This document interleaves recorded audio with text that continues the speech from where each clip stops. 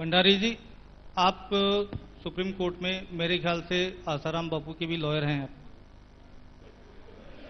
मैं एक नॉर्मल जिज्ञासा है मेरी, एक नॉर्मल जिज्ञासा है, एक नॉर्मल जिज्ञासा है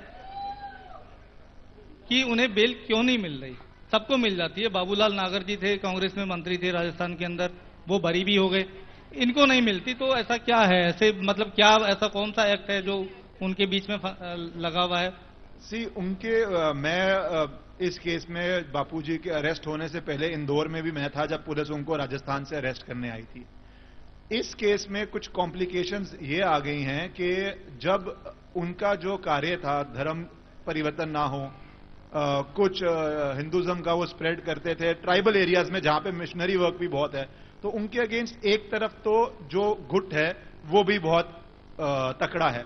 दूसरा ये है कि जैसे मैंने कहा, ये लॉज बहुत ज्यादा वन साइडेड है। उनके केस में तो लॉ भी अलग है, वो पॉस्को है, prevention of child abuse.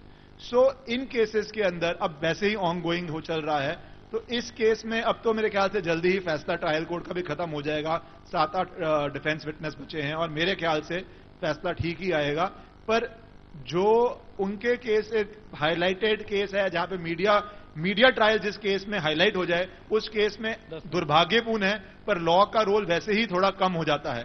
Normal case में आप लॉ पे ज्यादा असर पड़ता है। जो मीडिया ट्रायल वाले केस हैं उसमें जब मीडिया पीछे पड़ जाती है। अब इस केस को थोड़ा सा कंक्लूड करते हैं, समय की कमी है, मैं मात्र 5-10 मिनट और लूंगा।